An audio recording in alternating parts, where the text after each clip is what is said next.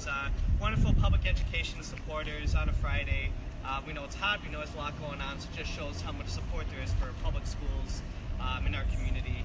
And the bill that we're introducing today, the Public Education Reinvestment Act, is one that we've been working on for a while, and one that will be aimed at smaller classroom sizes and more individual attention for each student, and not only reinvesting in the SAGE program, which unfortunately has been dismantled and is being dismantled under our Republican colleagues and their leadership, but also expanding it, so not just K through 3rd anymore, but all the way through 12th grade.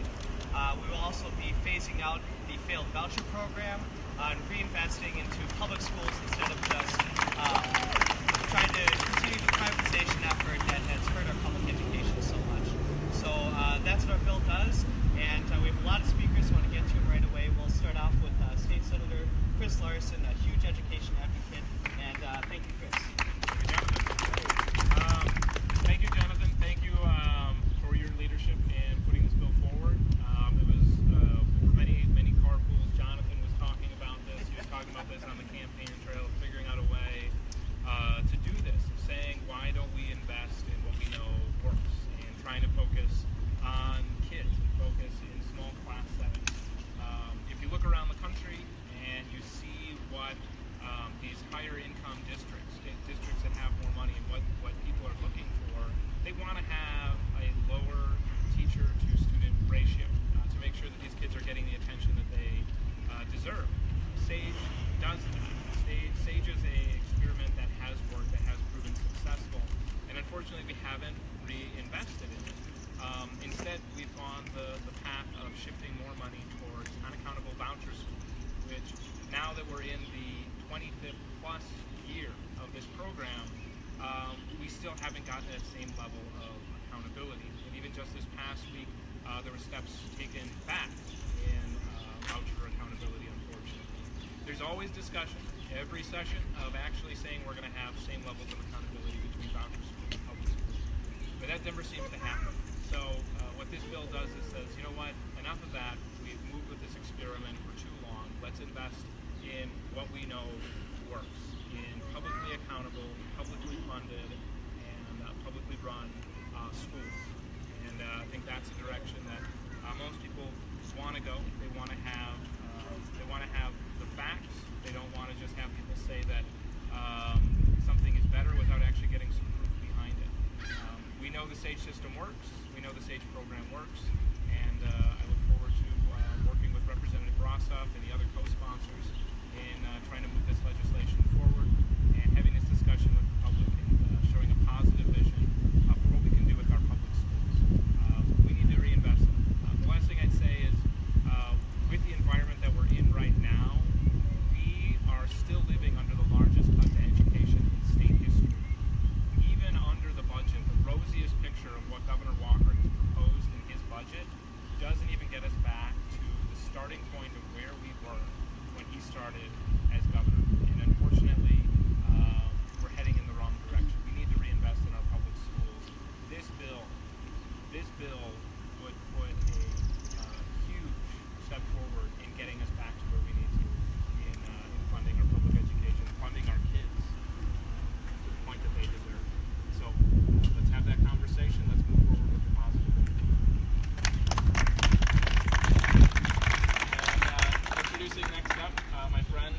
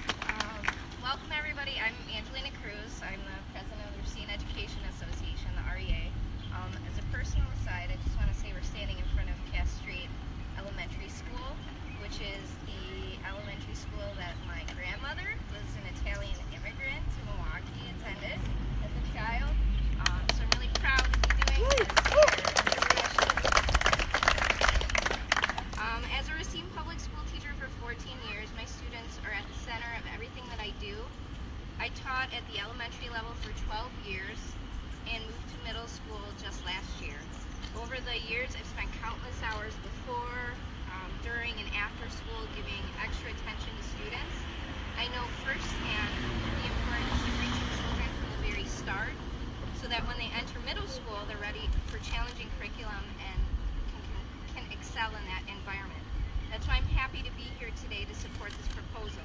It brings back and expands the SAGE program, which has well-served Wisconsin students. The program would not only provide for smaller class sizes so students can get one-on-one attention, but it would also provide for extra services to help children facing barriers.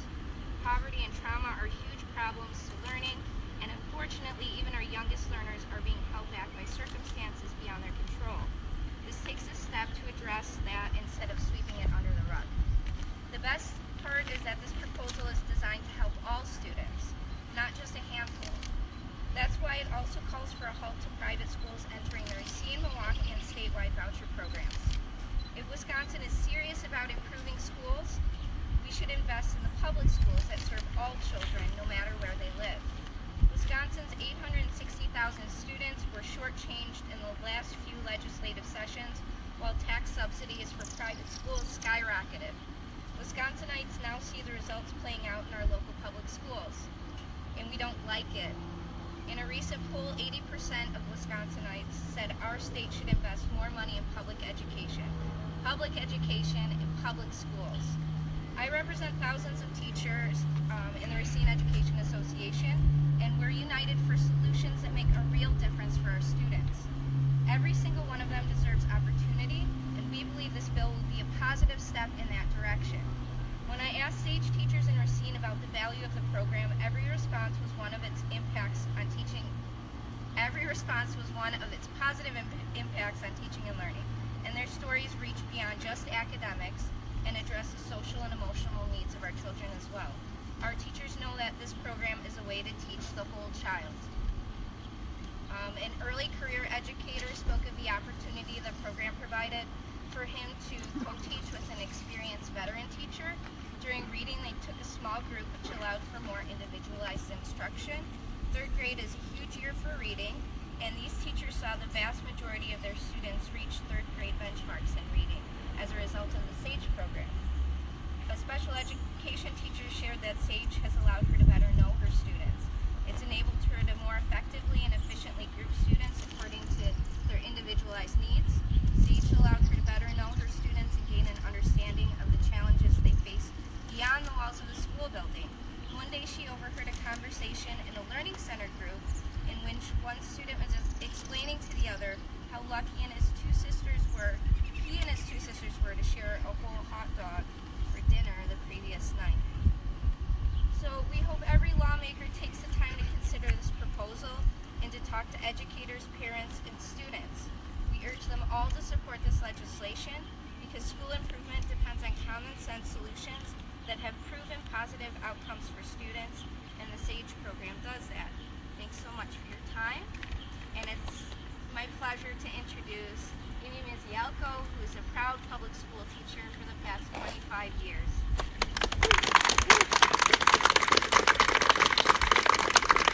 Good morning, everyone. It's my pleasure to be here today. I've been teaching special education in Milwaukee Public Schools for the past 25 years. I'm happy to stand here on behalf of 4,600 educators in Milwaukee Teachers Education Association, and I'm proud to stand in front of my neighborhood public school, Cass Street School. I'm here today to applaud and sincerely thank Representative Brostoff and Senator Chris Larson for this student-centered bill, a bill that brings back invaluable support to our students, the support that every student deserves, and also returns our public tax dollars, our public money, to the only schools with the commitment, capacity, and legal obligation to serve and welcome every child. Small class sizes and one-on-one attention are good for every single child, and they are especially pivotal and life-changing for students coming from low-income communities as well as students of color. This bill brings back an opportunity for Wisconsin to do the right thing by all of our children. Reinstating small class sizes for younger children, but expanding it to include every child in Wisconsin. When children in Wisconsin were robbed of their opportunity for the attention and individualized instruction that they need to learn, they lost a great deal. They lost attention from well-qualified educators like me and several other that you see here today to give them all of the chances and all of the support that they need for those early academic skills. Those early academic skills that we know are necessary to put our children on even and solid ground to move on through their school experience and graduate to the best life opportunities that they can. And we have the money. We have the money. If we love our children, we have the money.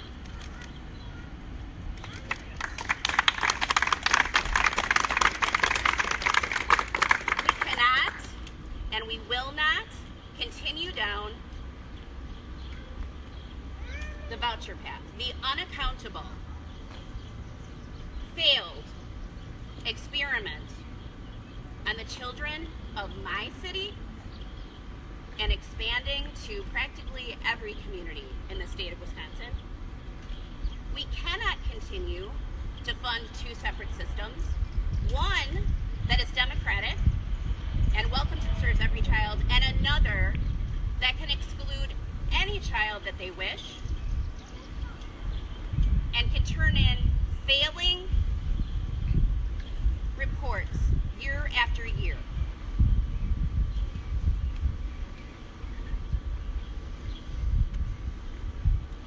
Let's put our money back into public schools. Let's stop putting our public tax dollars into unaccountable, many times religious and other private schools. And let me tell you what we can bring back for our kids. We can bring back a librarian.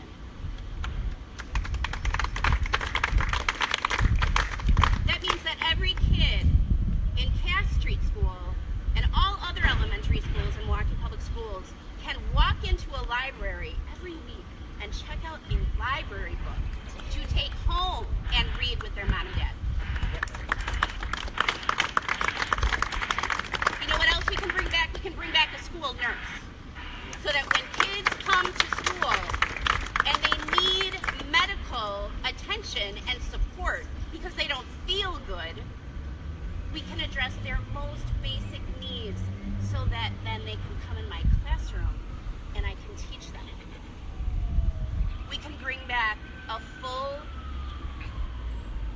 developmentally appropriate scope of education for our kids, including art, music, physical education, band, everything that a child needs to have a full educational experience. Please join in whatever community you are in to return Wisconsin to its proud history of supporting public schools, of supporting our children. And remember, we have the money to do it. It's whether or not we have the will to invest in every child in the same way that we would take care of our own.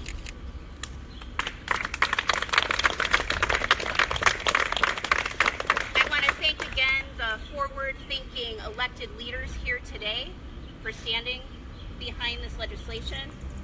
And it's my honor to introduce Representative Christine Sinicki, who's been a stalwart, unwavering supporter of public school students for over 25 years.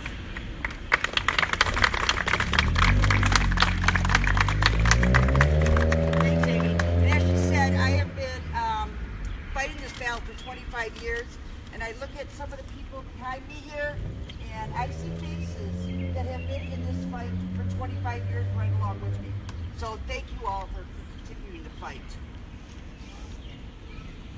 25 years ago, when I was on the Milwaukee School Board, the voucher program was first introduced.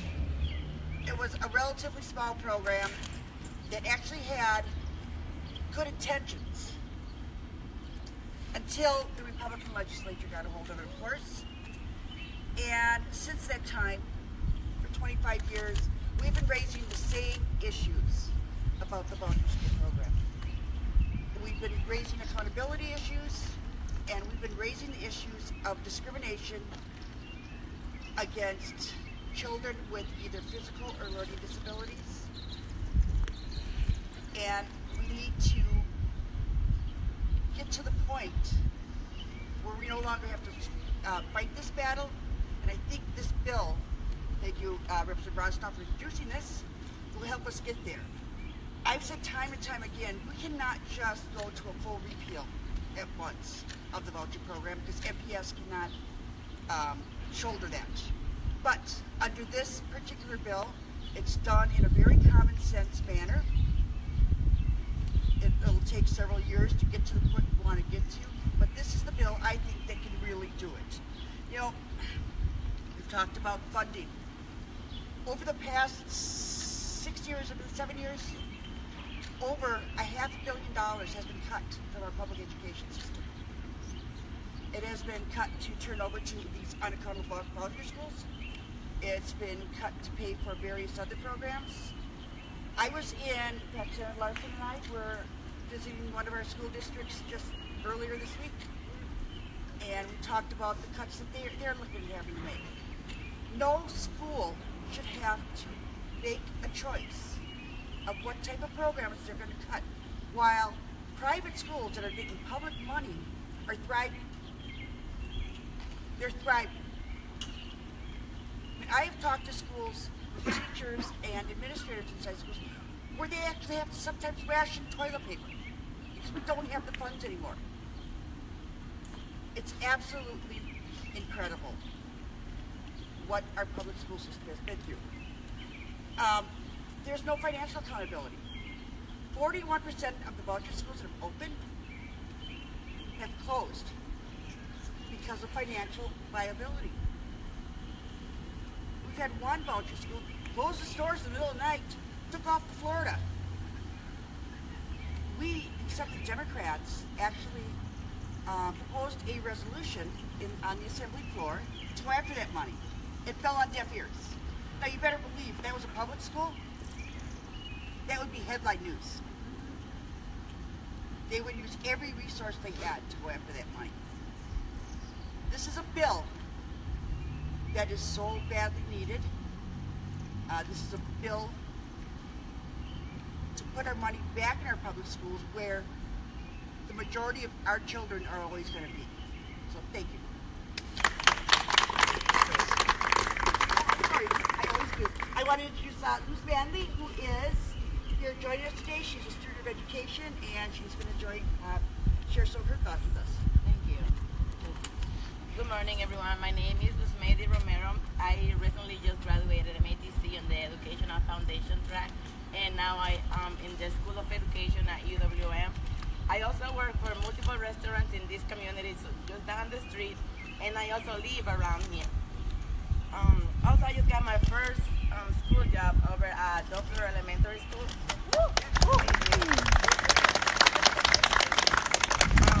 It's an after-school program, and I have been there only for a couple of months. I was assigned a group of 23 students. They're first and second grades, and since it is an after-school student program, I don't always have the 23 kids. Sometimes I have less, but sometimes I do have the 23. And I have noticed and I have made some bullet points of what happens when I have the 23 kids and what happens when I don't. And it's very, very different. So I come here today to stand with Representative Jonathan, because there is no way that you can take care of more than 23 kids as your first school job. There's no way. There's no way. So when I have less students, I notice that most of the kids get noticed. They are, not only they express themselves better, but they don't hide in the back. Also, we can actually teach, and we spend less time on behavior problems, because when I have not only the 23, 20 or 19, we can't, there's no learning really happening. I'm like mostly like trying everyone to get to pay attention, and that's just like, that's not right. I had no idea. I didn't understand how that affects not only students, but also teachers before I started working there. Also, we all know that when schools are going to hire a teacher, they are looking for a higher standard in teacher quality. And by having a large size classroom, there's no way that we're going to preserve that quality, and the burnout per teacher rate are going to keep growing. So if we want to retain these teachers that we consider a good quality to teach our children, we need to treat them accordingly by retaining them from burning out. Also, we all know that for this to take place, there are some financial issues, but one of the main reasons why parents send their children to private schools is because of their classroom has smaller sizes. So if we keep with this like gigantic sizes in the classroom, their parents are gonna keep taking their kids away to send them to other schools, because not only because their size, but also they are gonna feel that their kids are more safe too, and also ESL students and foreign students. We need more time to give more feedback on our papers. So not only for elementary school, this is a problem. Also for our higher education, we just need smaller size classroom, period, for everyone. So, and we need to let our kids know that we care by doing this, because we do care. Not only teachers care, MPS care, our staff care, our state representatives care, everyone. We need to let them know by doing small things, just like reducing our classroom size. It's not that big. It's not that big thing to do. It's doable, and from that we prevent the parents from sending their kids to private school, who reserve the right to accept anyone. So clearly, it's not an equal opportunity environment. So without further ado, I introduce Representative David Bowen. He's on his second term as a representative of the 10th District, Milwaukee County, right now. Thank you so much. And one more round of applause for educator that's in the I want to make sure I just get a chance to make sure I highlight how thankful I am for this legislation. The representative that's brought forth of the 19th District, where we have our own radio show, State Reppin' on 104.1. I'll get the plug out there right now. Monday at 5 p.m. Right after controversy. Right.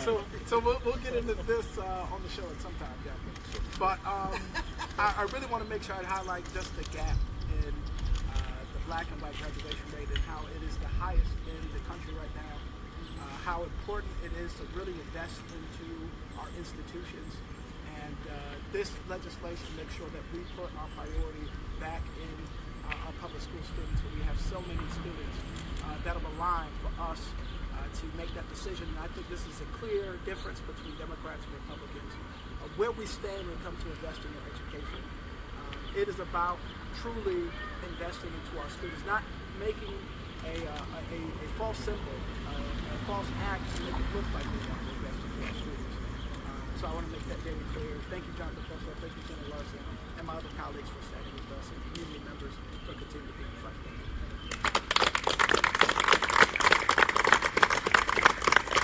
So we're nearing the end of our press conference today, but I just want to once again thank everyone for standing with us and for supporting this bill and for supporting public education. And just to echo the sentiment of my colleague, Representative Bowen, that's exactly right. We have a huge issue in Wisconsin with our black-white achievement gap in education. And it's a terrible, terrible reality that continues to persist. But we have a solution. We've known since the studies have come out that one of the ways to break that achievement gap and to build some more justice in our educational outcomes is through SAGE. One of the biggest indicators of reducing that gap was smaller classroom sizes. Everyone benefited, but it also extraordinarily helped in breaking down the achievement gap and the barriers that unfortunately have plagued our system and continue to do so. So we know the problem, we have the answers: smaller classroom sizes and stopping the privatization efforts to fund money towards our very deep-pocketed, very powerful special interests that are able to, quite frankly, build with their deep pockets and with all the money that they spend on politics, a lot of relationships with the folks who are running the state right now. But education isn't for sale. This should be about what's the best policy, not who can buy the worst politicians. So it's time to phase out the failed voucher program, and it's time to reinvest in what we know works: smaller classroom sizes. What Wisconsinite would say no to that? So let's make sure we build the momentum for this, and if the Republicans don't want to hear it, we're going to make sure that we have our voices heard. We have those in office who do want to hear it, and we'll get this passed in Wisconsin and continue the culture of strong public education. So again, thank you very much. Thanks everyone for coming out. I don't know if we have any questions, probably not, but really appreciate you being here, and let's go public education. Woo!